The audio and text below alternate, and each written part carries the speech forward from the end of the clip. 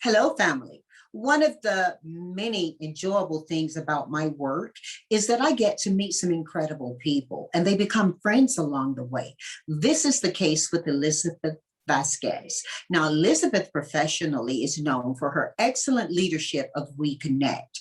I'm going to tell you a little bit more about her before we begin our talk today. Let me read to you what you'll find about her if you look her up. Elizabeth is well recognized as a name in the global supplier diversity and inclusion space, and WEConnect International, where she is the chair, is the nonprofit organization that she co-founded with member corporations, providing women a platform to sell their goods and services in a global marketplace. Guys, Elizabeth is serving over 165 countries with women suppliers connecting to companies who seek to buy from them. Now, economic empowerment for women impacts local communities, we all know. And so when we look at what Elizabeth is doing, we can consider that over the course of the next year, WEConnect International will track and aggregate and share the results, culminating to a celebration in March 8 on 2022 of all the work they've been doing through COVID. And this is a long-serving organization that has done so much, not only to support women suppliers to get opportunities, but to educate companies on how best to win from this connection.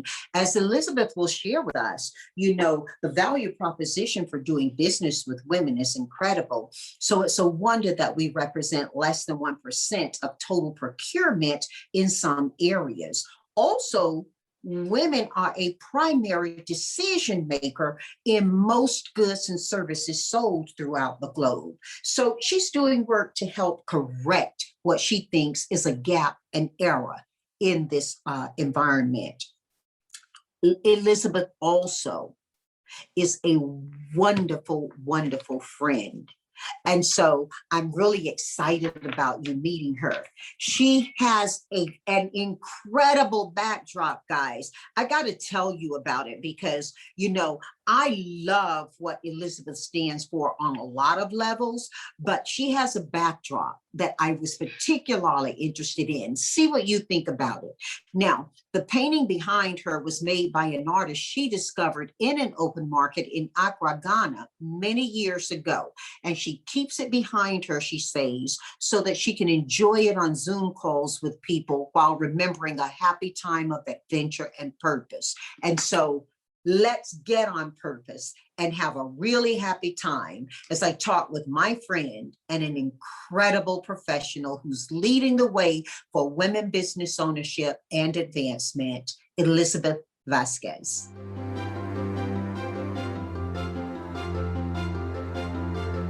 Elizabeth, I'm so glad you're joining the family today. You know, my family is a broad spectrum of people and interests, communities, careers.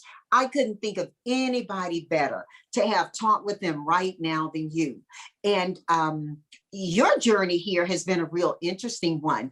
I promised them you were going to share about Elizabeth growing up. Elizabeth, tell us a little bit about how you did grow up, where you grew up, what that was like. Sure. Thank you, Janice, for being such an amazing friend and leader. I love this opportunity to just have a conversation. So growing up, I was born in Mexico. So my father's Mexican, my mother's American, and they had myself, had my sister, and then my mom decided when I was 3 that it was not a good environment for us. And so she packed us up while my dad was at work one day, and she moved back to the United States to where she was from. And it was somewhat of a precarious journey, but we made it, and we lived with my grandmother for a while. My mom was smart enough to ask for some government help to be able to survive that transition. And we were raised in Arizona. And I learned at a young age that not everyone is welcoming to diverse communities. I didn't really know what that meant, but I knew that being Mexican was not a good thing. Apparently we came home one day from school crying, and My mom asked what was wrong. We said they called us Mexicans, and she said, well, you are. So we stopped crying and went outside and started playing. So, what part of Mexico is your mom from originally? So my dad is from Guadalajara, Mexico. My mom's from Arizona. Ah, okay. So your mom had grown up in Arizona, and you said that's why you guys went back there. You know, she left Mexico to give you opportunity, but going to Arizona certainly created challenges. And I see you every day in your life really addressing that from a professional platform. I think that probably informs a lot about how you approach the many communities you service, because right now WEConnect has a membership that spans across how many countries? 125 countries is the number where the women-owned businesses are based. And of course, the corporations we work with and the multilaterals like the UN and the World Bank, the IMF, they worked all over the world. So it's an exciting time, finally, to be a woman-owned business. Well, it really is. And I think that you have impacted the ability for women to be in business, not just women who are already in business growing theirs. Can you talk a little bit about, Elizabeth, how WEConnect operates? I really want our listeners to be aware. So it's interesting. It's a global nonprofit incorporated in the US because there's a US organization called WeBank, Women's Business Enterprise National Council, that was created by really big buyers that want to buy from women and businesses, but it didn't exist outside of the US. So about 12 years ago, the buyers got together and they said, well, if it's good business to buy from women here, you know, let's find ways to find these women in other countries. And so they created WEConnect International, and I got to do the incorporation.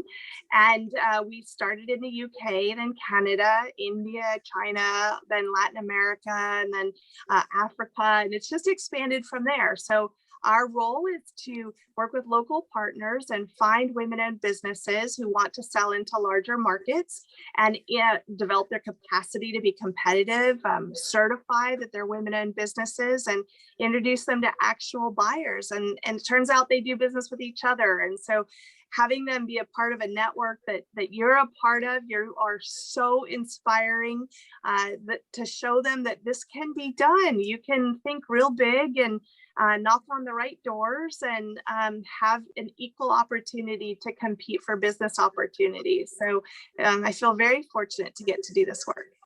I'm going to be asking you a lot more about the services WEConnect provides and how people can join, how people can member to it or sponsor and support, whether they're a woman-owned business or in business or not.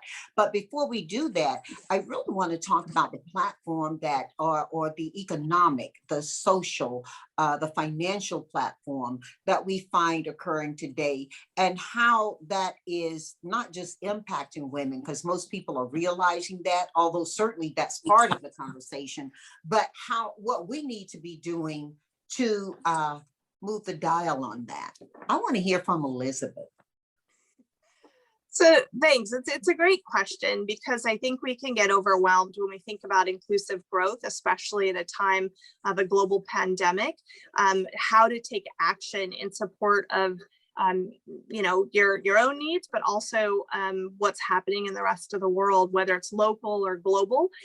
It's really important that we stop for a moment and realize how very powerful we are as individuals and leaders of organizations, that we are able to leverage things like our purchasing power, right? So it's an $87 trillion global economy. There's lots and lots of money out there. The question is, why do some communities, women-owned businesses, members of the LGBT community, people with disabilities or differently abled, ethnic minorities, Black-owned businesses, Asian-owned businesses, Middle Eastern-owned businesses, why is it that we continue to be almost invisible as suppliers in these global value chains when we add so much value because we're on the ground, we see the challenges, we experience the challenges, we know how to deliver solutions solutions, and we're flexible and we're hungry for business. So there's just a massive disconnect that the platform that WEConnect has developed in partnership with USAID, SAP Ariba, and several corporations like IBM, Accenture, Procter & Gamble, ExxonMobil, we came together and we said, Act One Group. Act One Group, absolutely, absolutely. How do we build a platform where we make it as easy as possible for supply to connect with demand? How do we make the invisible visible? And so now we have an actual technology platform in 10 languages that allows the suppliers and the buyers to come together in one place from all over the world to be able to do business together. What are those languages that currently you are allowing procurement and meeting to occur?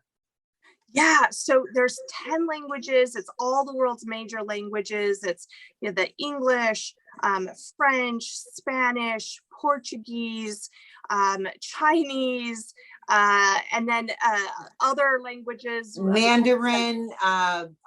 and you've got German. So basically one can go to where to actually find out? WEConnectInternational.org, and the women-owned businesses can register for free, so they can join the network if they have a business and get to know other members of the community, but also they're able to describe what types of products, what types of services that they offer. They get to access the WEConnect Academy. So we have training modules from experts like you, sharing with them what does it take to knock on the door of big organizations and to compete and to win. So there are a lot of different programs. There's different conferences that we do with our partners, and it's just a great way to sort of demystify how value chains work and how to build assets. And before we leave this one train of thought, I really want you to correct me or at least expand on it if I'm right. You don't have to be a woman to connect with WEConnect. That is true, especially if you're a buyer. So if you are looking to source from a woman-owned business, we have an application process so that you can share with us what are your intentions with the data that you're going to have access to.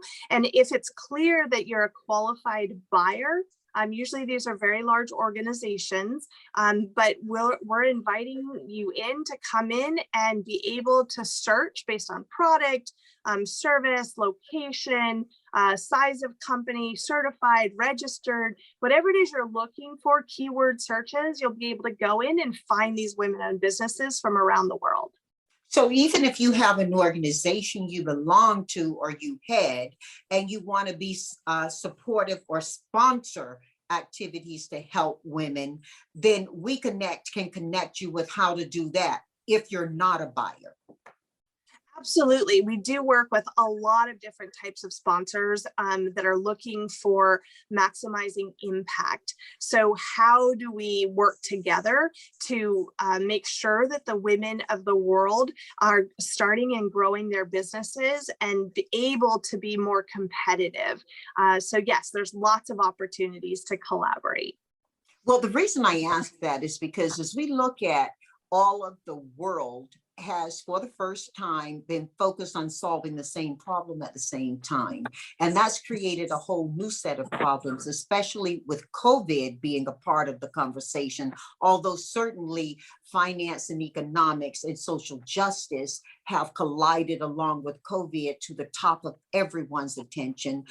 One of the things that's happened is that women have suffered a lot through COVID, whether it's employment or their businesses.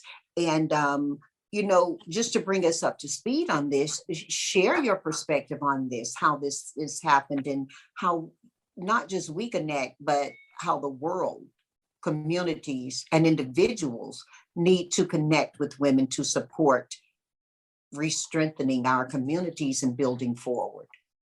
Yeah, 100%. It is we have to think of this as an opportunity to redesign our systems, how we do business, how we get solutions, whether it's in healthcare or security, any number of areas, technology. I mean, there are literally thousands of ways of looking at rethinking the way we engage, how we build our communities. What's the underlying purpose?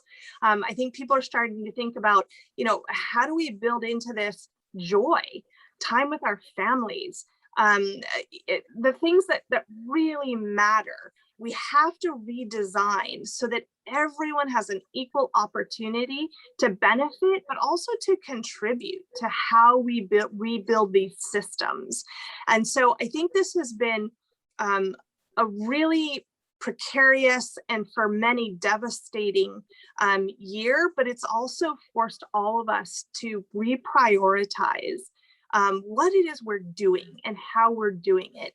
And I think that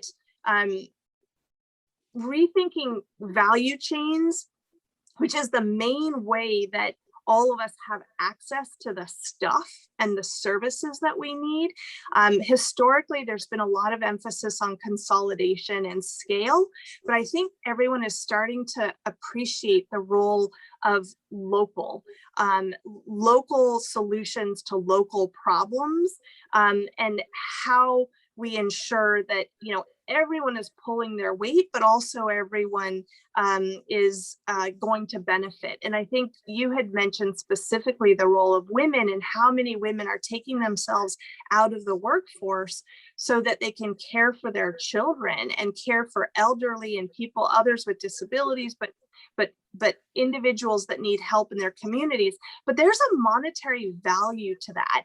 And I think we have to start paying for those things that we value, and not just assume that women are going to be able to sustain the free services that we've always been providing. And it's not that men don't also do that. Obviously, we all make contributions, but it's just not sustainable. You see so much burnout.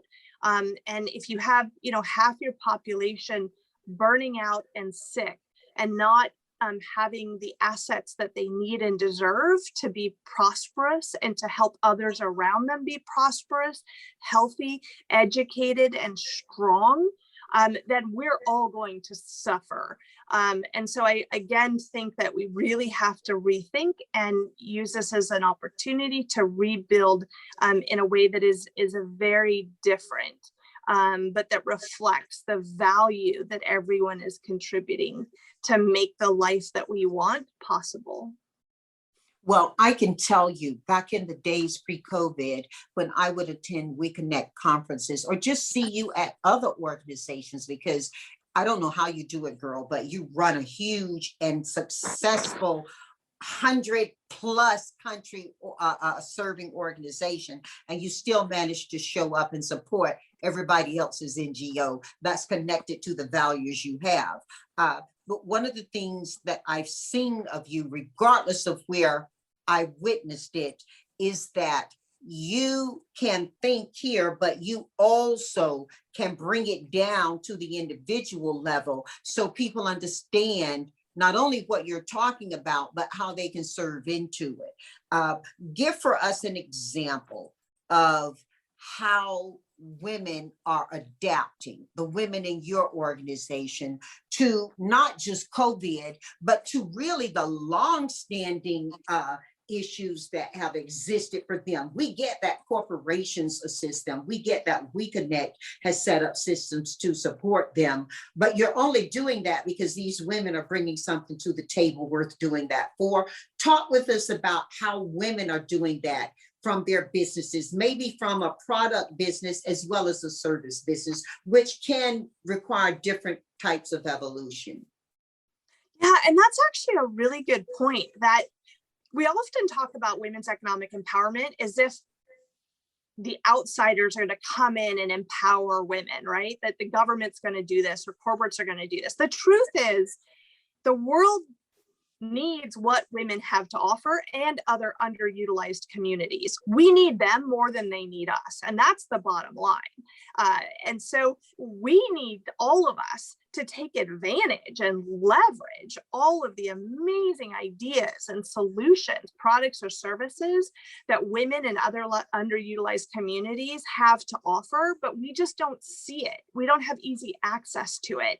But once you have awareness and you realize how much purchasing power all of us have and the ability to frankly source from each other, I think then you can really have impact at scale in a very short period of time. And if you take the example of women, and people always say, well, why would you focus on women? They're half the population. They're not a minority. They don't need special help, or they don't have anything special to offer. But if we recognize actually, yes, it's half the population, but in the case of women, and they own a third of the world's businesses, but they make or influence over 80% of the world's purchasing decisions, but they are like 1% of the spend of large organizations, which is a massive, massive market failure that we have to address very quickly, because it means we don't get to benefit from all the amazing things that women are offering. And that's just one group. There are many, and within that group, there are women who are Black-owned businesses, Asian-owned businesses,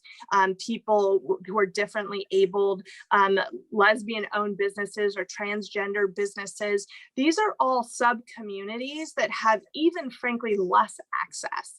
And that is just a devastating missed opportunity for the world to not benefit from the ideas, the inventions, the challenges that these communities face. Because when you make a building better for a person who is physically disabled, you make it better for all the rest of us to have, better, more secure, more stable solutions within a building, just for example.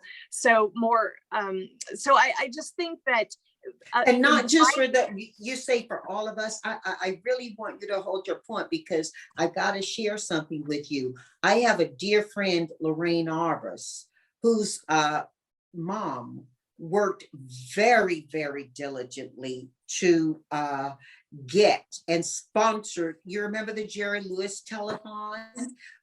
She was a sponsor of that. She had a child with disabilities. Lorraine had a sister with disabilities. And Lorraine shared with me that the wealth, and they are truly an American success story with respect to wealth. Her family helped to bail Walt Disney out when he needed money. But they're by the ABC Disney connection. Her family was the ABC connection. And she shared with me that they could go anywhere they wanted financially for holidays, but they could only stay at a certain hotel that would let them bring the daughter in a wheelchair, because all the other hotels would say it would be offensive to their guest, or they were ill-equipped for the mobility of the daughter. Now, we're talking about someone in our lifetime who was experiencing this. So very often we forget the histories that propelled us to create the present. And I think giving better attention to the present is how we improve for the future. So I wanted to share with you that, when we think of disabilities, oftentimes we place people in one mindset, but nature has not discriminated about whose family is impacted by a disability. And your statement around we support everyone, we help everyone, boy, is that true. But we don't just help people, we empower people, because one person's disability is no indication to their ability to contribute to the world. And we see this time and time again, and we see it at WEConnect in your women-owned businesses, don't we? We do. And I think a final point to what you just said with people with different abilities, it's not just the obvious. Just as you said, it's not just physical disabilities. There are mental disabilities. And increasingly at a time when everyone is, facing a global pandemic, you start to recognize that emotional disabilities, people are disabled, not wanting to be able, feeling comfortable to go back to work. That may or may not be a legal disability, but, it's all around us. It's not them. This is all of us being impacted in our families and in our communities. And so the more inclusive we can be, and the more opportunities we can provide to encourage everyone who wants to start and grow a business, to help the rest of the world, have access to those innovations and those solutions, truly the better off we will all be. And I'm just so grateful for the work that Act One does, for example, in making sure that there are placement opportunities for people of all backgrounds, and not just to be tolerant, but to recognize the value of having more choice, with people with different experiences, different histories, different abilities, to be able to contribute and make our organizations better, stronger, more resilient. And I think what COVID has taught us is the importance of resiliency, and people who have been underutilized or under-tapped in the world. The fact that they still exist and that they're thriving should tell all of us that they have something special, that in spite of the challenges, they're able to be successful. Those are the people I want to work with. That is so awesome. And those, by the way, are the people you do work with very often as well. I have often thought of you when the conversation around inclusion comes up. And I've said on several occasions, if you want to experience it, if you want to see it, talk with Elizabeth Vazquez. Here's something else, though, you touched on, and I want you to go back to and maybe dig a little deeper in, and that is the conversation around emotional disability. And you stated well that it is not necessarily a legally recognized disability, but it is having a lot of impact. And whether we're talking about women or whether we're talking about total population, it's impacting us in a lot of places, not just an individual's ability to perform, but it's impacting us a lot. Talk about that a little bit, Elizabeth. You've witnessed that through your through both your corporate sponsors and your women-owned business membership. Yeah, we actually spent a lot of time surveying and asking questions, right? Just like you do every day. You ask, you listen. What is it that the buyers are going through? What is it that the suppliers are going through? And not assuming what they're going through and offering solutions that may or may not have any relevance to them. So I think that's one of the biggest lessons that I've learned in doing this work is you really need to be patient, and you need to ask a lot of questions, and you need to respond, try to anticipate, but that's based on being proactive in listening to your community or those that you serve, because there are certainly going to be things that you didn't think of, and that they're saying, look, this is something that would be helpful. And by the way, I can be a part of that solution. So a lot of what we do is give space to those that we work with, those that we serve, for them to provide the solutions to their own challenges and to connect them. I mean, a lot of it is just connecting and making it easier for those connections to happen. And then it's pretty amazing to watch the magic when supply and demand connects, when it's historically been challenging for that to happen, especially when larger organizations tend to work with larger organizations and smaller work with smaller organizations. Getting everyone comfortable with being uncomfortable becomes part of what I do every day. And I think that's where really true systems changes can happen, because you're getting everyone to think differently about their assumptions and about the art of the possible when we rethink and redesign. I just find it to be a lot of fun, and it can be scary, right? Because it's exposing yourself to situations and to people and to big, hairy challenges that can seem really overwhelming. But at the end of the day, we're just people, right? We're all just people trying to figure out how to do right by our families and our communities. And when we have that clarity of mutual respect and understanding, and can be supportive of each other to thrive, then, really great things can happen. And I love that you said that, because you referenced a little bit about supply chain, and it's a perfect example of proof of your last statement. There were lots of clients to small companies or women-owned businesses, diverse-owned businesses, who thought that they were going to have tremendous failure because of COVID, as they experienced failure in supply chain amongst their larger suppliers. I will tell you that as a customer to women-owned businesses of different sizes, as well as a woman-owned business providing to larger companies and smaller companies, I noticed that there were many instances that, in particular, because these businesses were scaled as they were, or were not scaled as they weren't, that they were able to be quickly responsive. They were able to deliver in emergency, but importantly, they were able to rethink how supply chain needed to work. There weren't as many parts to the girth of the decision around emergency. Your organization had women who performed in this way dynamically, yes?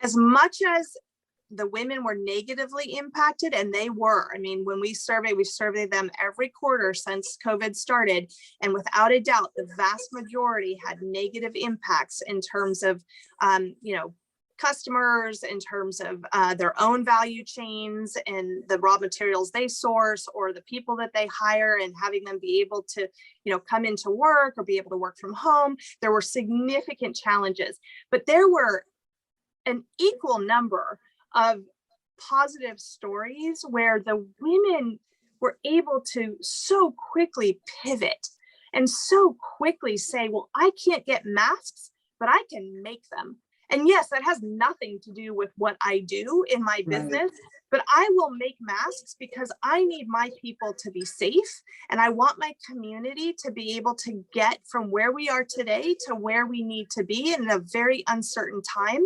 And even though that's not my core competency, I will learn it and I will make it my core competency. So the number of women-owned businesses that were creating hand sanitizers, that were creating personal protection gear, that were creating new infrastructure and logistics support was incredible. And we had so many of our corporate members who frankly couldn't get PPE from their traditional sources, who turned to our database of women-owned businesses who were suddenly producing at scale, locally, regionally, globally, all the things that they needed. And it was instant. I mean, it was fascinating to see how they stepped up. I mean, I just got a call from one of our largest corporate members last week who said, look, our people in India, and it's a significant percentage of their workforce, they need help and their communities need help. How many businesses can you introduce us to right now? They're based in Europe, who can get things to India. I said, okay, well, here's the list and here's all that they produce, but wouldn't you also like to have a list of women in India that could deliver tomorrow, and businesses in Bangladesh and businesses in Pakistan and businesses in Sri Lanka? And they said, yeah, I mean, great that you could help us because our headquarters in Europe, but yes, we would also love them to get it there now. So yes, if you have that. So, and they did, and they're delivering. I mean, they were able to make instant purchase orders with suppliers that could instantly deliver these products and services. And just to, in such a short period of time, see how everyone is coming together and being thoughtful about what they offer and who they get it from is really, really rewarding and encouraging. And how we pay people. I know that throughout the day, whether you're on social media or network or cable, there were many messages in the LA area and many communities reminding people to use local businesses, help them sustain through this. The value that many of the larger supply chain delivery companies offered was incredible and essential to so many of us. However, there were a lot of opportunities to get things locally that needed to be taken advantage of. And these decisions made by families and individuals were many of the decisions that helped to keep many of your women-owned businesses in business, yes? 100%. I mean, everyone's openness, and in many cases, desperation, right? They had to pivot. Like everyone used to think, oh, I'm better off I'm going with the big companies. And that's still true. There's still huge benefits because there's consistency, there's quality, but there's an assurance that you know what you're getting. Having said that, we were all forced to give everyone a break and everyone a chance to try to, get to us the things that we needed, from toilet paper, right, to other types of just day-to-day produce and things that we sort of took for granted. And then all of a sudden we have access. And let's be clear, taking it to the very basic level, there were some women-owned businesses I knew of, at least 2 of them, who started to reintroduce the idea of reusable, washable items like we use toilet paper or sanitary pads for. I think the sanitary pads really took off in terms of rewashable because they connected it to the hygiene and the environment. So we're having a real conversation. We're talking that it got as real as that for many companies, but for many communities, that became an essential because it wasn't whether or not those companies could get the products. It was where they lived when they lived in local and rural communities. 100%, because when girls and women don't have access to sanitary pads and other solutions, sometimes they don't go to school.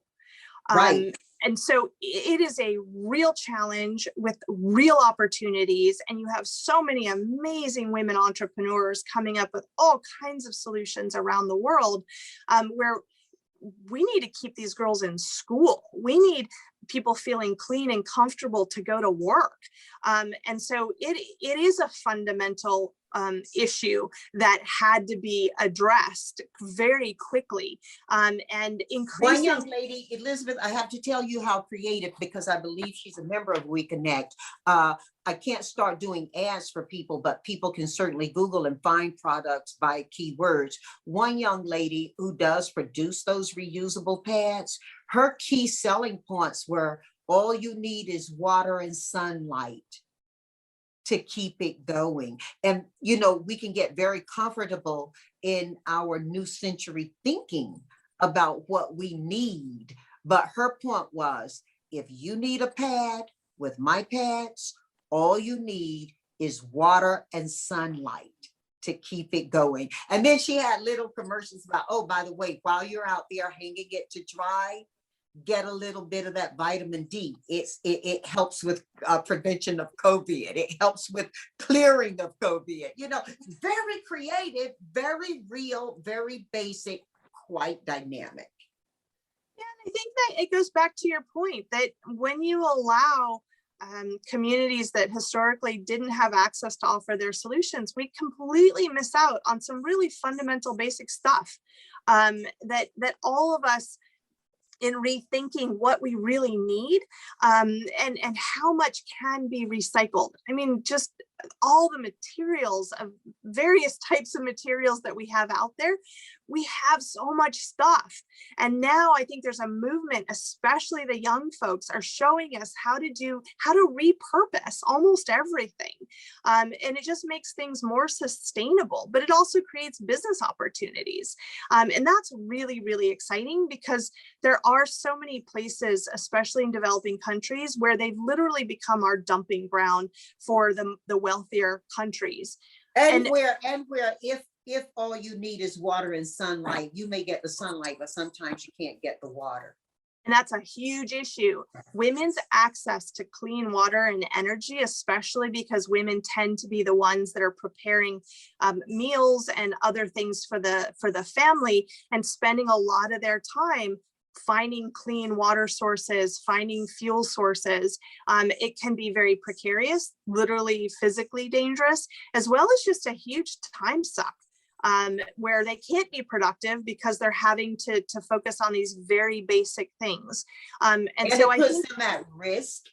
Oftentimes they make a decision collectively in a community about who's going to get water. We're not talking about turning on a tap.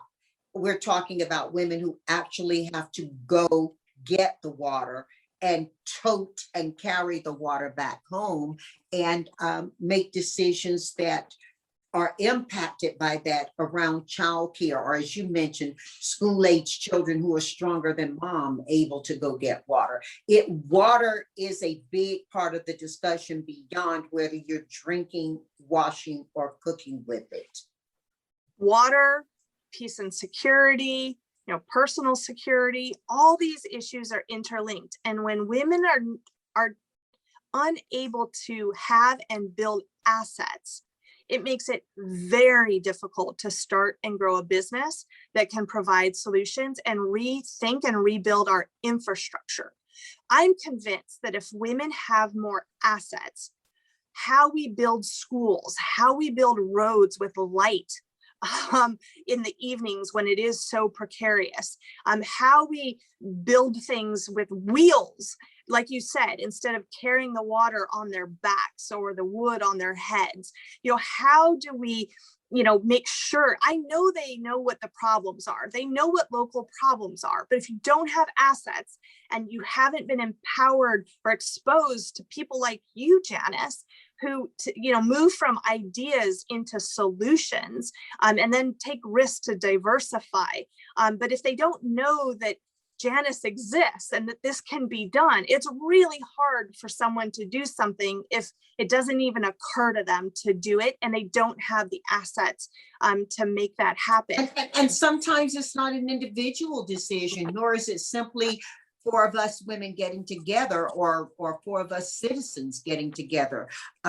Sometimes, as you said, it is the access, and WEConnect provides such a platform for access to information, not just access to procurement, but helping people be informed in a way that circularly helps them to understand who their next customer can be or should be. Water in Flint, Michigan was a problem. We're not just talking Africa. Water in Flint, Michigan was a problem and an example of that. And women have been very active in how we are looking at addressing that. Irrespective of politics, women have just been incredible to that, 100%. And I can say with confidence, even though there has been almost no research done on this, but this concept of ESG, the environment, society, good governance, how corporations and other organizations rethink their role in society. Women who start and grow businesses are incredibly good at ESG. They tend to build into their business models, as well as the solutions they actually provide, but in how they do business, they are, almost without exception, they build things that are sustainable, that do no harm. And I mean, I've met, of all the chemical manufacturers I know that are women owned, they are all clean and green. They are all non-toxic. In how they build and invest in societies, their business models are often based on how to fix societal challenges and problems, but they tend to hire differently. They tend to promote and provide benefits differently. They tend to, in a lot of countries, be less corruptible because they haven't been parts of corrupt systems, and they sometimes to their detriment won't participate in business opportunities if they think that corruption is required.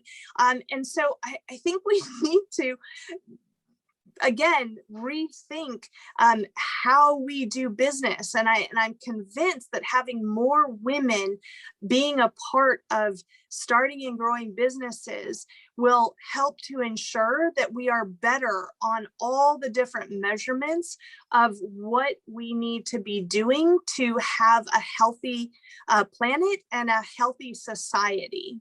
And I think you're a perfect example of how you do business. It's baked into your model.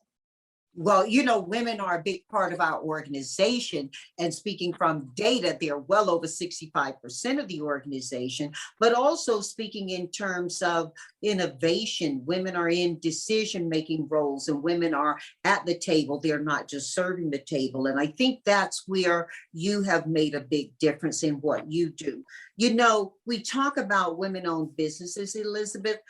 We're also talking about people. We're talking about a person. One of the things you do so well is bring a lot of joy with you wherever you are. I talked early in our conversation about seeing you at events, and whenever someone's got a problem, you're that person who will kind of lean in, give a smile, and encourage us to do two things. One, let's decide if this is the problem we're talking about or where the problem is. And two, let's solve together.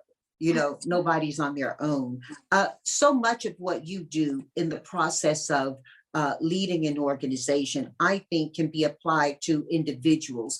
Many of our family members listening right now don't run businesses, don't own businesses, are young people who still have to understand that their brand, their individual brand is their business, and how to treat that, and how to live and apply some of the lessons you teach many of your women-owned businesses like me to take to heart and apply in your own personal lives. Let's make it personal. Talk with us about what we can do on the personal level to make sure that we're smiling as you are. You're as aware of what's going on out there as anybody, and a lot closer to it and touching it than most of us, yet you're smiling. How do we do that as individuals? Get personal. So honestly, I think for me personally, I feel like I don't have a choice, because if you really stop and think of how much suffering there is in the world, it would paralyze me. It would literally paralyze me. And there have been times in my life where I have felt paralyzed, overwhelmed. How do you begin to get up in the morning when there's so much tragedy and there's so many people suffering? And so at some point you have to decide that you're going to use that knowledge to do something about it, to make sure that those around you have a chance to do something about it. And that you don't have to have all the answers and you don't have to fix everything, but you do have to ask others and invite others to help you. And I think that is why you're so effective, is you ask for help, but then you actually also roll up your sleeves and do the work. You don't sit back and wait for others, but you don't try to do it alone. And I think those are really basic, simple things, but that's why you're effective. It's because you get that how things are today are not good enough. It's just simply not good enough. There are so many opportunities that we are we're missing, because sometimes we get comfortable with the way things are, but the way things are not acceptable. They're just simply not acceptable. And we're powerful as individuals. I mean, I keep talking about our purchasing power, but I honestly believe that it is one of the most fundamental ways in which we vote for the world that we want, the communities that we want. How we spend our money says everything about who we are and what we value. Well, I understand that as a child beneficiary of the civil rights movement and the busing boycott. So while that was how we didn't spend our money, the flip side is equally true. Who we then from. And so many of my family who are listening right now are young people who also are very thoughtful about how companies treat the environment they care about, the people they care about, and the transparency they care about. And they are making decisions to buy, and they are utilizing social media to inform. There is so much chatter that sometimes you have to dig in to get the chat. But COVID didn't make that happen. That was happening well in front of it. And I think it actually gave a platform to people during COVID to be better thoughtful, or to find out that there are other people who think and care as I do, and I can be active even if I'm not there. I can help there. And I think all of that is a part of what you're talking about. Yes? I think increasingly organizations that are trying to attract and retain talent have to recognize, and are increasingly recognizing, that especially the younger people, they are not going to work for organizations that they don't respect. And we have a level of transparency today that wasn't possible in the past. But if you don't treat your people well, and if you don't treat your suppliers well, and if you're doing things that are causing harm, as opposed to helping people and helping the planet, if you're not doing that, you will not attract new talent, and you're certainly not going to retain. People are looking for purpose. It's not enough to just offer a paycheck. And don't get me wrong, there are plenty of people that will work for a paycheck and just for a paycheck because they have to pay their bills.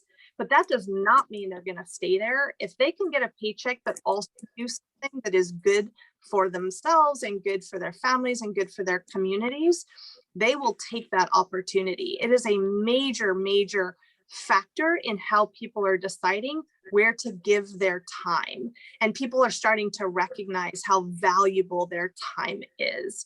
And that they would, if they have a choice between two opportunities and one of them allows them to do something good in the world, they are going to choose that second option. And so I think you're exactly right. I'm certain that Act One sees it every single day in looking for talent and placing talent, that is a driving factor more and more. And I think that's a good thing for everyone. And more is important, because more and more will be more and more now that companies have discovered that they can actually work differently. And we will be all going back to a life that we lost a lot of post-COVID, but we're not going to go back to those same disciplines and protocols around where we work. And so there will be new ways for companies to recover or invent a better relationship with their customers and their communities.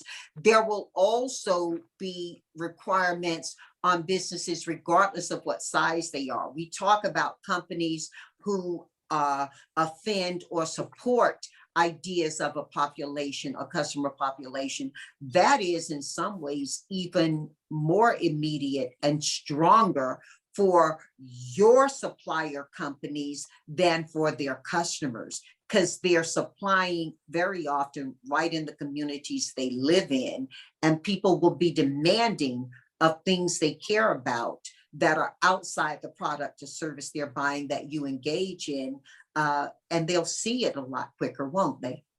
I love the way the organizations we work with are reaching out to their communities to co-create solutions. I mean, it's a really, really an exciting time because technology makes that process efficient in a way that it wasn't possible in the past. So they're not just putting stuff out there, they're inviting their community, especially through their supply chain, to come in and help them anticipate needs and to co-create together. And I think it's also a recognition that most people going forward are not going to be looking for an organization where they can park themselves for 20 years. That is the young people, they just don't assume that's just not at all in anyone's head anymore, that I'm going to get a degree and I'm going to find my job and that's where I'm going to be, and I'm going to climb a ladder for the rest of my life at the same organization. I love that everyone is starting to recognize that it's important to give, especially this is true for women, a space to have flexibility in their life where they can step out of a full-time job and move to part-time, or leave it for a while and be able to unwrap back on more easily. And also, Elizabeth, right in there, hold that thought. Many people are thinking in terms of duo-doers as well. They are not looking to have a job and then do this. They are thinking of themselves around their cottage industries, their entrepreneurship, while working for you, not working for you to go do that. And so I think that there is an education. I mean, we are at Act One Group, we deliver talent communities to companies, and how you hire today is very different than how you hired 10 years ago. What you look for. Do you remember the days when people would question your stability if you hadn't worked for more than 3 to 5 years within a discipline, not just at a certain company, but within a discipline they were searching? Many times people are hiring you today 3 to 5 years. If you've not changed, you've not grown, because the technology or the platform language has advanced beyond you. So we're seeing, I've said for a long time, history happens a lot quicker these days, a lot faster these days. But wow, people don't even ask for a 5-year business plan. They want to know what's happening in 18 months, what's happening in 2 years. And so I think the adeptness, the agility, and the connectedness at the local level that many women have can become a huge advantage in putting ourselves forward, whether we're doing that as employees or employers. Yes. I would hire someone who has started their own business over someone who's never had a business 100% of the time. That doesn't mean everyone who works for me has owned a business. I'm just saying, if I have a choice between 2 candidates and they're equally skilled and they have, a lot to equal amount of value to add, but one of them has owned a business, I will pick the person who has been an entrepreneur. That's someone who's willing to take risks. That's someone who believed in themselves. That's someone who sees that there's a problem and that they can offer a solution to the world. So you're exactly right.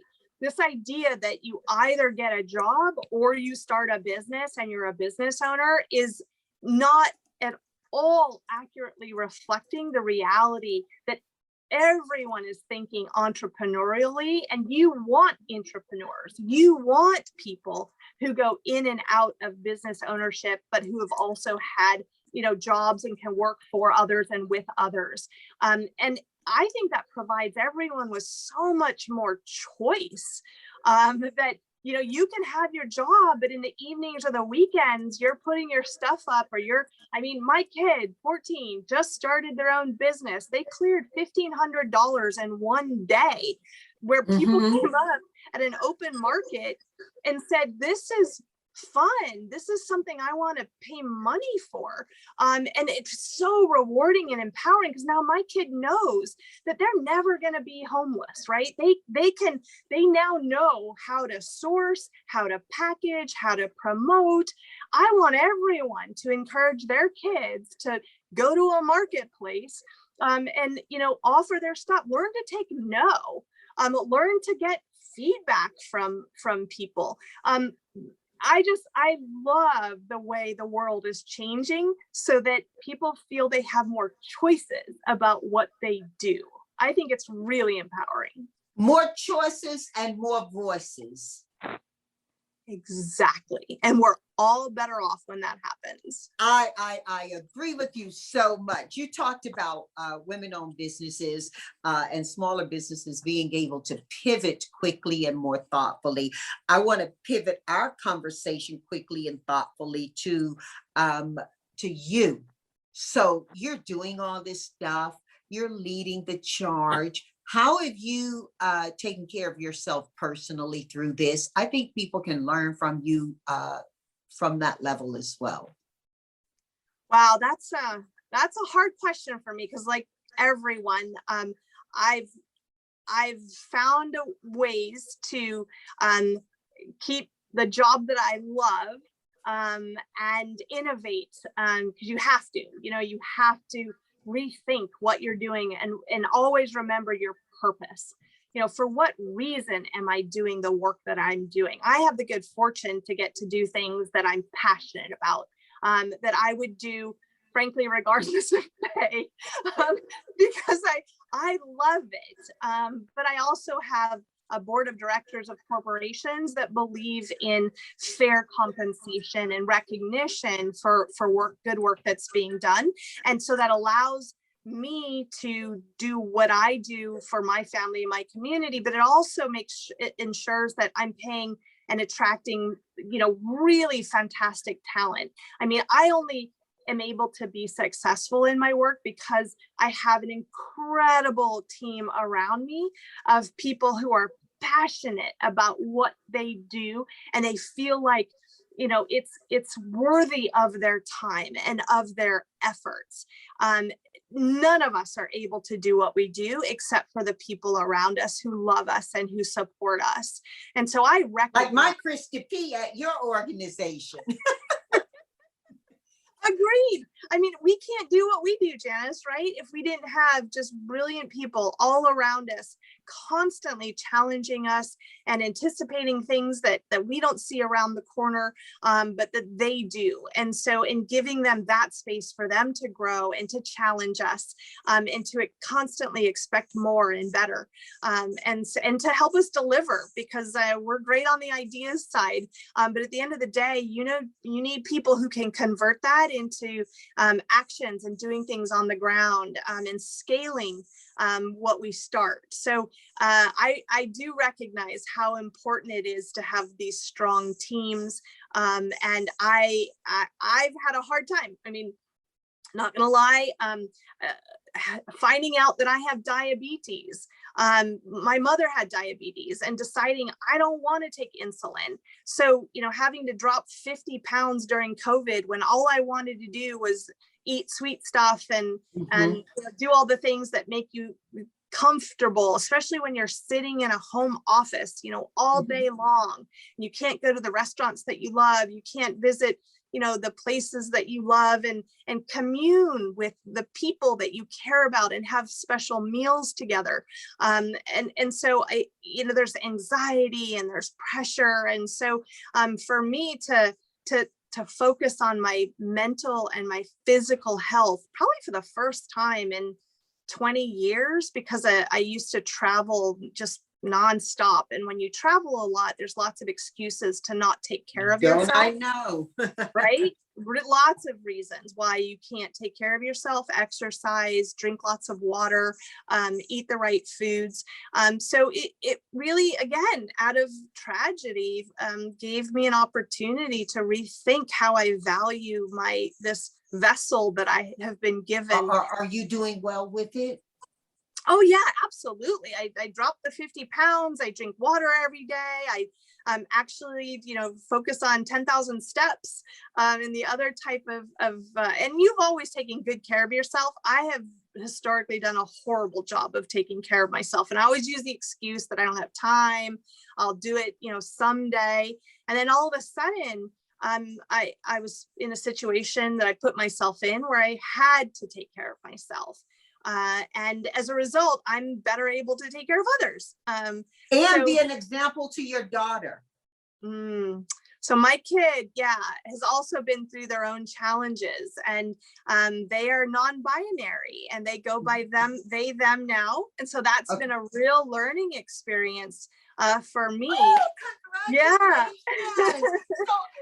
So how, tell us, as much as you care to share, as much as they care to share, tell us how that happened for you. I know so many of our family listening right now will be interested, informed, supported, and honestly, a lot better people for knowing from your experience. I forgot. Share with us. Yes.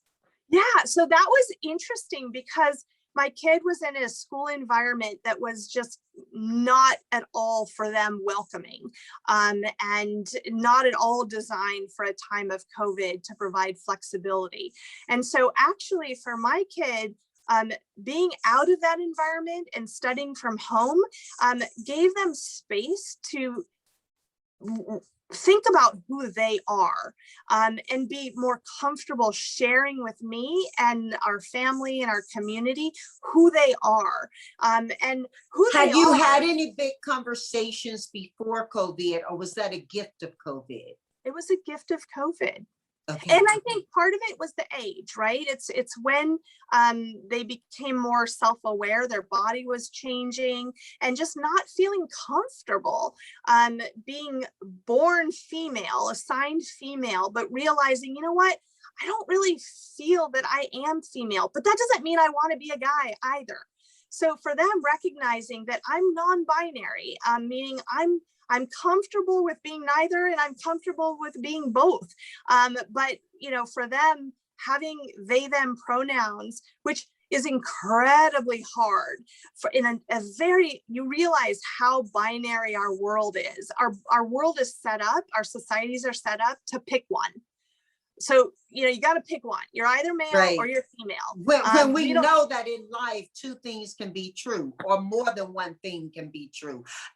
When our kids were born, I was blessed enough to live in a place in the United States where it had race on the birth certificate. I was able to put human.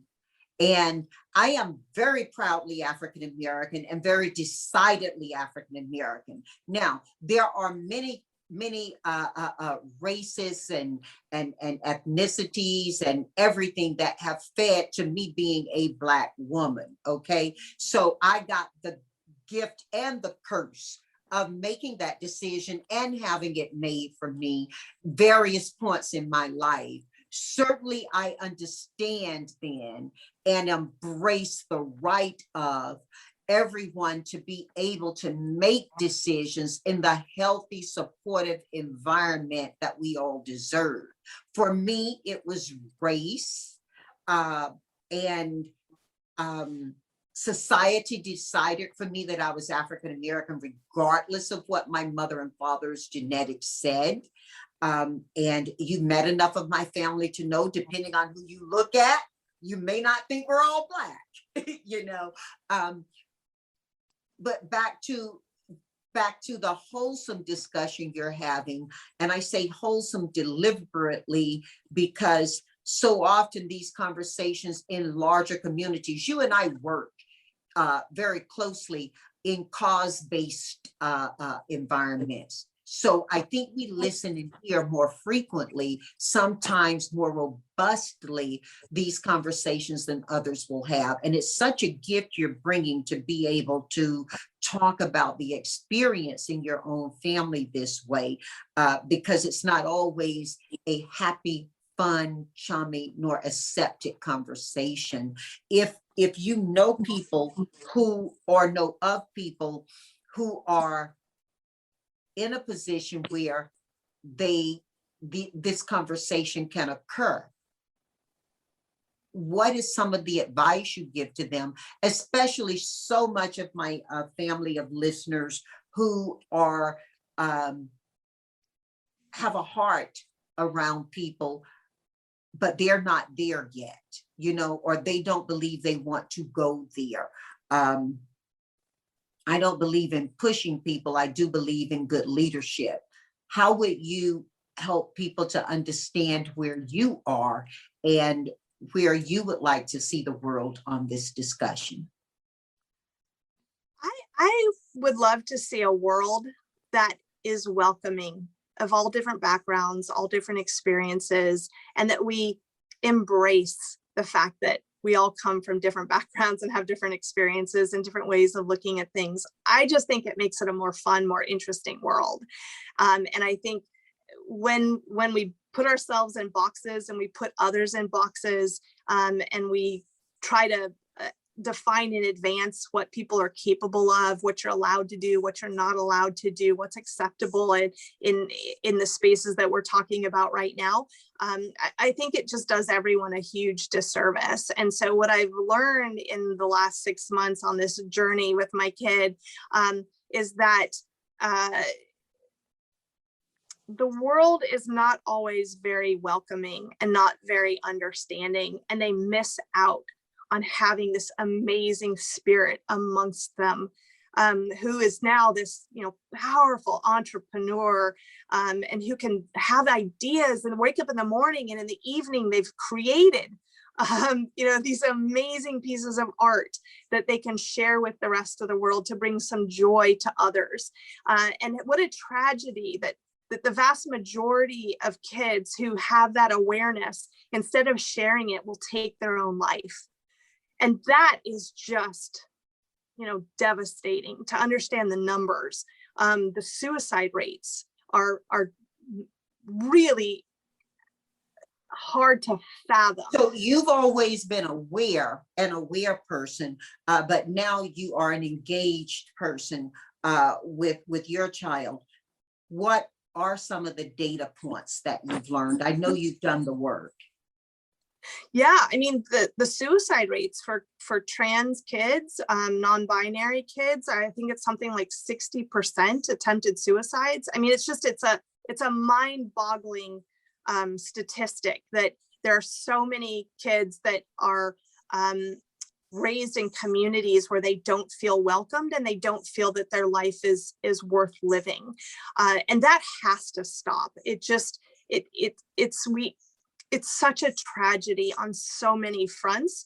The idea that, I may not have been able to enjoy my kid because they didn't feel, if they had not felt loved and supported and respected and welcomed. And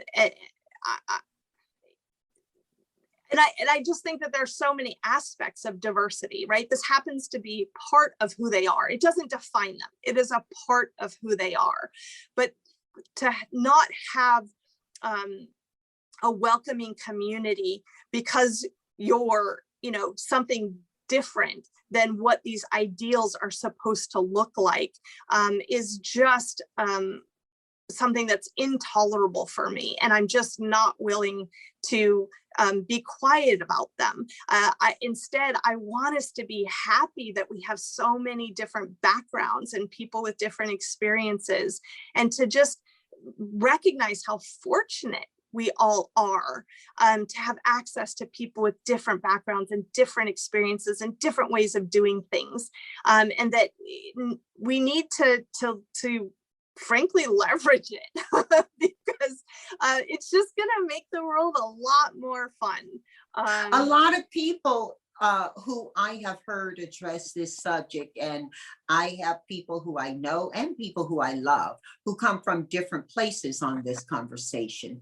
A lot of people believe that that these decisions are made when kids are young and they've been influenced into them, or that they get locked in and can't make changes if we support those decisions in physical or biologically impacting ways. I also heard someone say just last week, Elizabeth, that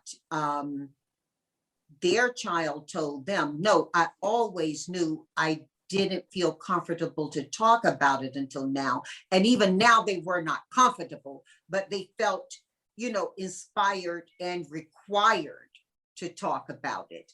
And so I think that that's a frontier that we've got a lot of work to do on. And like you, I will smile at work because I welcome an opportunity to make impactful change. But the statistics and the data that you have, that you share and can share around this, they teach us a lot, don't they? Yeah, I just feel like we need to do better in being inclusive and to welcome different experiences, different perspectives.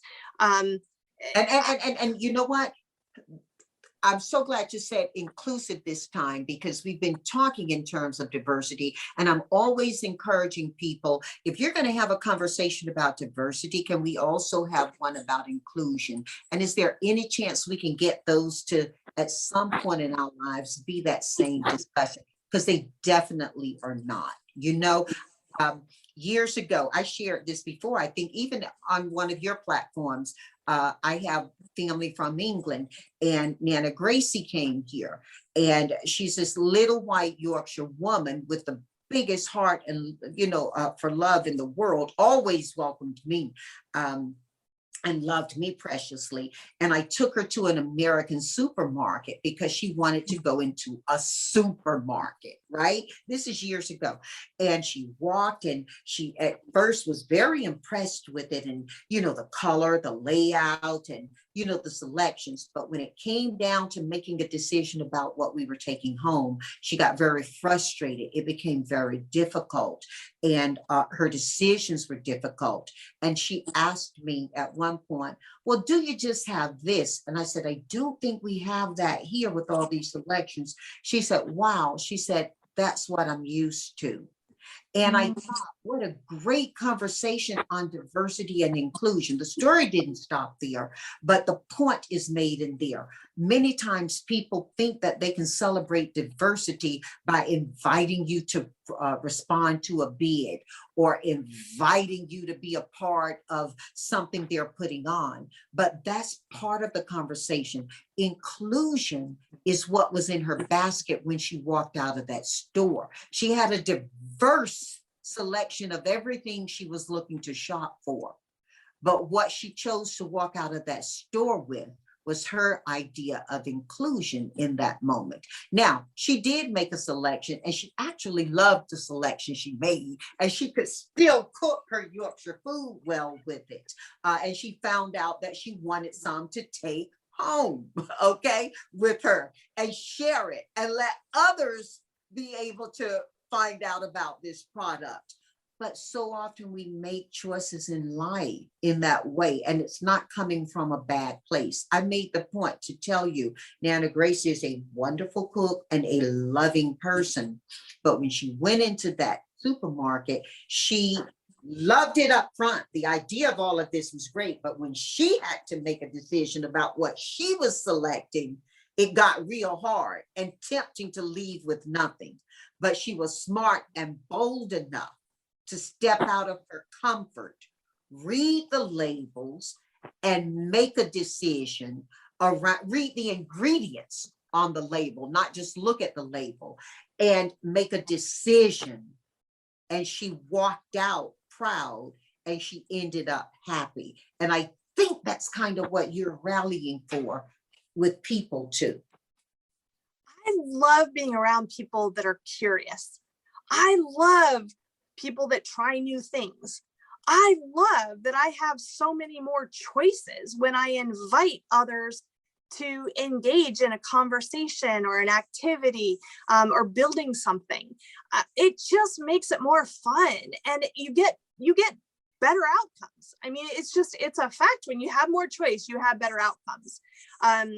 So being ignorant of what's out there and not taking advantage. I mean, if you look at it from what's in it for me perspective, you totally miss out when you're not inclusive, when you don't invite others to share in your needs and in your opportunities. So I think that's really what we've been talking about is and how we put expectations of and to people. Going back to our children, how we put expectations in front of our children, how we identify their choices they have as very young children based on how we see them before we learn how they see the world and how they see themselves. And whether that's gender, whether that is career, whether that is a choice of being in the band or being being in the band or being on the football team. We oftentimes put expectations on our kids that very young they live up to for us, or they create confusion for them. And I think that expands across the whole diaspora, the whole beautifully kaleidoscopic choice of how we choose to be humans and how we choose to serve humanity. And I think it's an interesting mix of what you said, that some, I think a lot of parents want their kids to change in some ways and not change in other ways. But when it comes to like the LGBT community, that, oh, maybe this is a phase, right? It's really popular right now for kids to experiment. But at the end of the day, what I'm learning is, these kids, when they sleep at night, they dream about. And Elizabeth, I think it will be real important, say that as well. I think it will be real important to make the point here that when we're talking gender, we're not just talking about sexual choice. Very often, young people identify their gender before they experience any sexual kind of energy. Is that true? Exactly. And that's what I love. Like, even the toy manufacturers are starting to recognize they have more customers if they're not trying to force half the population to buy only one set of things and the other half of the population to buy the other set of things. That the kids have more choice when it's not gender specific. They have more customers trying different things and experimenting with tractors and dolls and everything in between. And we build a better society that thinks more broadly about the toys that could be created, not just for kids, but all the things that we love to do as an adult, and we don't limit ourselves because of what we've been told we're allowed to do or not allowed to do. And that actually impacts career choices. When, back in the day when women had the choice of either being a secretary or a nurse or a teacher, those are false choices when we're perfectly capable of doing choices, but they're not the collective. Wonderful choices. And women, especially in the care economy, are just, whether it's because for whatever sets of reasons, we're really good in the care economy. And so we want to continue to be strong in the care economy, but we also want opportunities to be strong in manufacturing and things that require physical labor, which there are actually. Now you're getting into my neck of the woods, because I am all about women in STEM. Yeah, well, and I was just, in working with different extractives industry sectors, that a lot of the corporations we work with, where there's laws in countries that say that women are not allowed to work in certain sectors, and that's because of what has to be lifted. But now with technology, anyone can work these forklifts, and it turns out women are actually better employees in a lot of these precarious sectors where heavy machinery is required, because women are really good on the precision, and they show up and they're able to focus, and there are issues with safety concerns that women are highly attuned to those things, and making sure that they're frankly sober. And no, honestly, I mean, and it's not that men show up drunk and they're not able to pay mind, body, and spirit. Exactly. So I just think opening up all these opportunities and having guys in sectors where they typically didn't show up. We have so many amazing men nurses, for example, that provide such wonderful care, but giving everyone an opportunity to do what it is they love and that they're really good at, regardless of their ethnicity or physical or mental abilities or gender assignments. I think it will just make it better for everyone. Someone I love dearly shared with me that World War II brought women into new areas of opportunity, responsibility, and conversation. And we all have our Rosie the Riveter pictures somewhere, right? And we pull them out from time to time and look at them if we've not kept them present to us. But what Gender She said to me was, World War II brought women out, but you don't have to have a war to have a revolution. And COVID and the economy and the social justice issues that have all hit us in the face out loud right now give us opportunity for revolution without war. We can all work together on this. Elizabeth, when I think of you, I think of revolution in the absence of war. And I am just so thrilled and educated and hugged and inspired every time I'm in your presence. And I got to do 4 for 4 with you right now. And I'm just so excited about it. In the spirit of our conversation, please know you can go more than 4. You can't go less than 4. Okay? So here's your first question in 4 for 4. You get to invite 4 people to dinner from any period in history, live or transcended.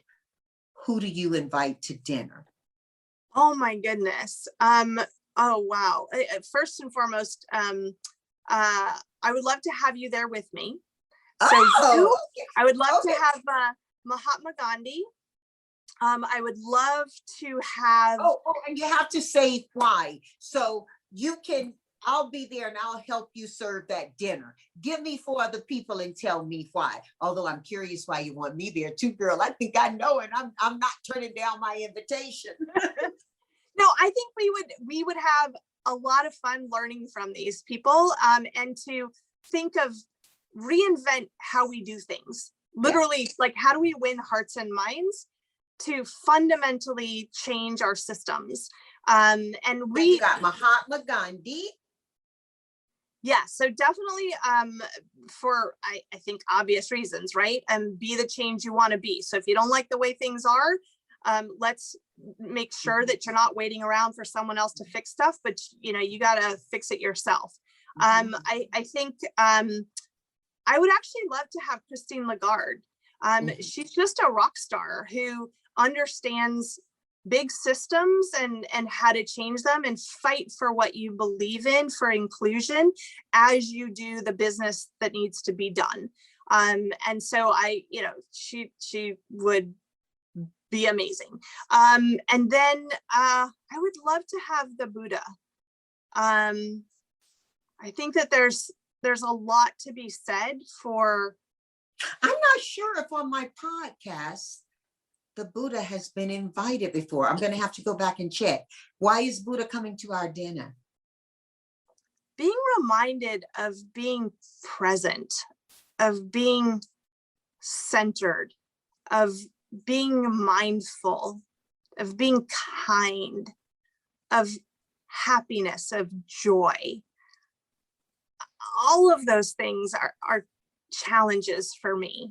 Being present is just very, very difficult. So I think there are just some real simple, basic, critical life lessons that he has shared with all of us in passing down his story over time. I would really enjoy the historic lessons to be learned with modern day challenges and opportunities. And I think that a conversation with all 4 of you would be so enlightening as an opportunity to. Wow, you got me at dinner with these incredible people. What an honor. Oh wow, what a responsibility to live up to that invitation. Hey, Elizabeth, 4 things you're reading right now that you care to share with our family listening. That's a good question. So a lot of how I learn in the world is actually being in the world. So what I read is more in the news, snippets from all over, different types of publications that come out daily, because there's just so much happening on a day-to-day basis, especially. You're reading it electronic or print? Yeah, it's all electronic. Digital. And it's all real time. And it's about, what's happening in the moment, but also what's coming.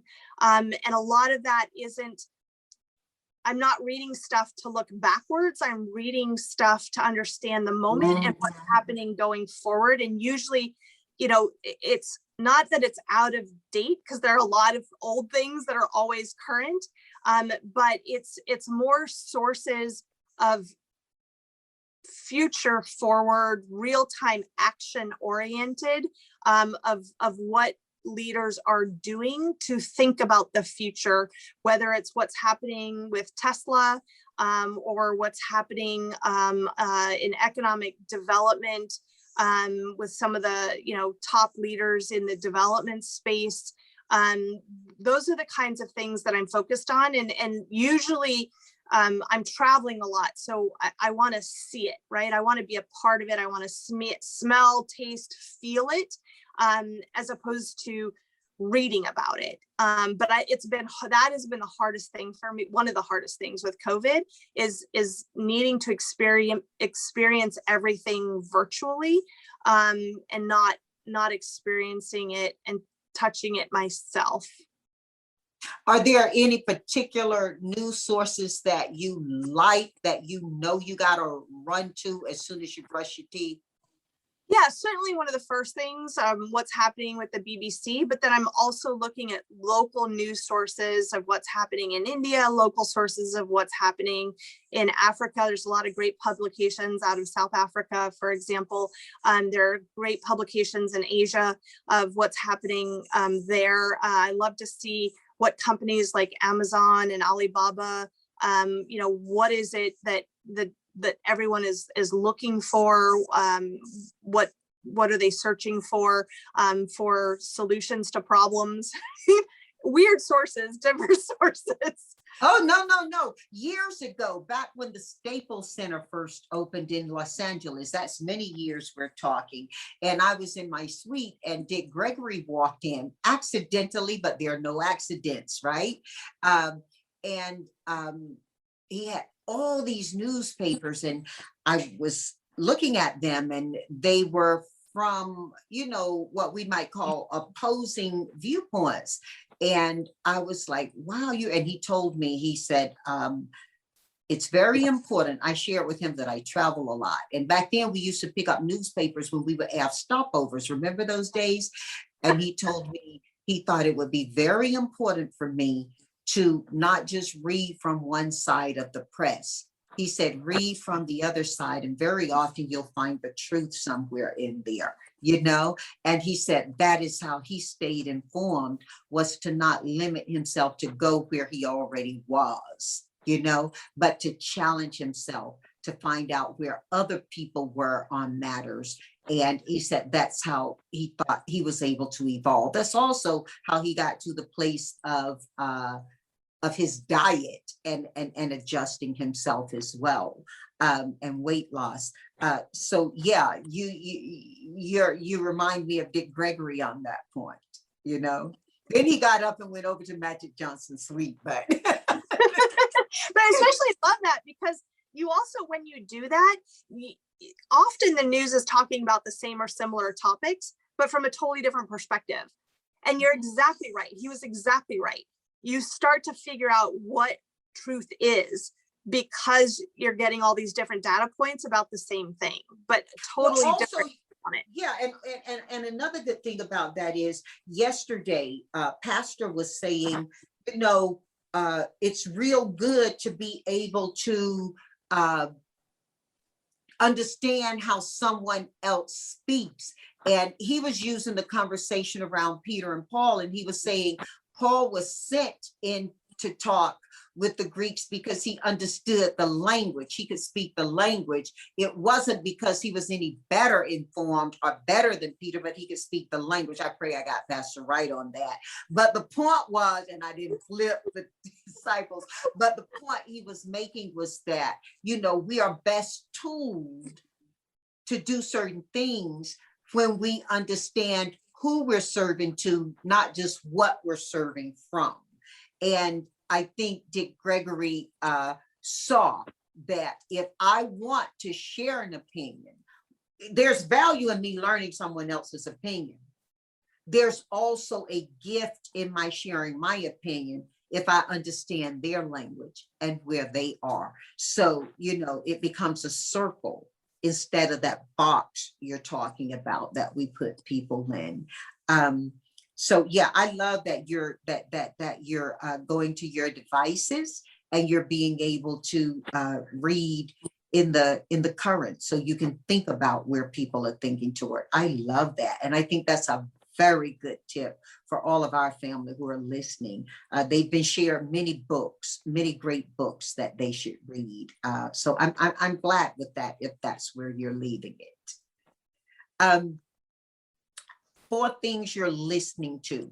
Now, typically that is artists and music, but some people have shared particular podcasts or, you know, shows that they're watching that they think have relevance to the moment. So go for the 4. We're totally inclusive. So it's interesting because I'm spending so much more time with my kid. A lot of music that's very popular on TikTok.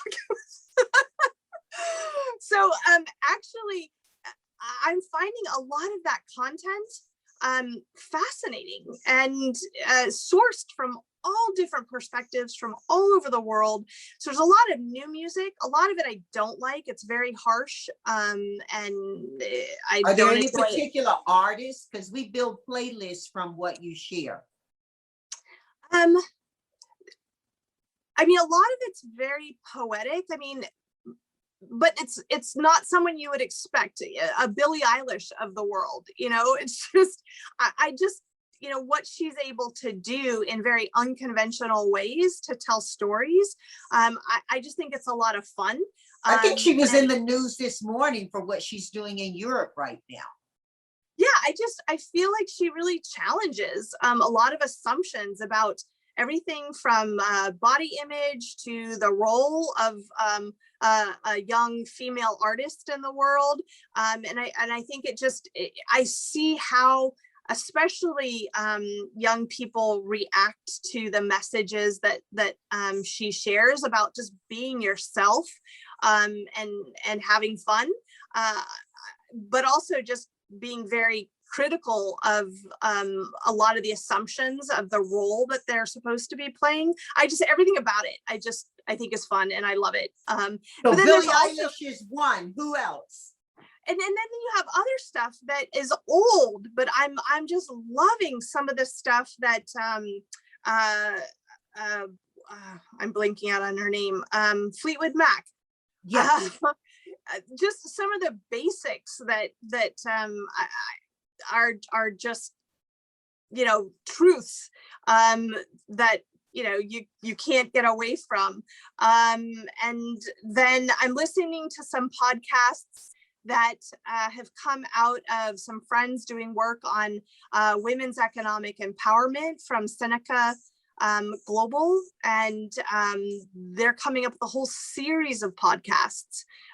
One of them is on women's business ownership, but there are a series of them, and they're doing it with XM, and it's just, you know, very inspiring to tell their stories. And then there's, I mean, I tend to listen to a lot of the things that are coming out on the economic development space. So they have, you know, annual general meetings that the World Bank convenes. And so listening to all of those different presentations to get to hear from policymakers about what is it they're doing to change the economy so that it helps their people. So listening to a lot on the policy wonk side. I love that. I love that. Oh my goodness. Well, we're coming to 4 for 4. 4 pieces of advice that have been shared with you that you want to share forward right here, right now. Ooh, be brave. Love with all your heart. 2. Listen. 3. Take action. 4. Wow. You are all of that, and you are an example and an instruction to us on how we can be that too. I just love you so much. We are now going to share forward all of the companies that comprise membership as women-owned businesses in WEConnect. And we're doing this because Elizabeth Vazquez is an incredible leader along with Michael, and they are just gifting to the world. It's my dream that you and I can hug each other in person very soon. The reality is that you hug me every day by your example, and I am so honored that you've been a guest here. Is there anything else you want to say right now in this moment beyond that? Janice, I know how fortunate I am to get to have you as my friend. I think of you every day, and I am always inspired by how you give back. The fact that you, after running all of these businesses and supporting, I don't know how many different organizations, the generosity of spirit, of how you don't just talk about creating a better world, you are actively out there building a better world. And the fact that you spend an hour talking with me, you have access to all the world's leaders. They're all listening to you and looking for advice and guidance in the public sector and private sector, and being a role model, because so often we have these incredible role models, but they don't slow down to share their stories. And so the fact that you spend your time doing things like this to give others access to knowledge and networks that they can take advantage of is, I just have nothing but gratitude. I so appreciate being included in a conversation with you. And I am very much looking forward to a day when we can hang out and celebrate what we were all able to do during this time of challenge. So, I mean, yours is the only conference out there of its scale that has people from all over the world coming dressed however they want to be represented. And it's always, I think people talk about fashion statements, it's always the best statement when I see your guest all dressed however they feel, representative of so many cultures and so much hope and so much confidence and so much inclusion. Elizabeth, it's been a joy, and from my heart to your home, I wish you love. Thank you. I love you very much, Janice. Thank you for allowing me to be a part of your community.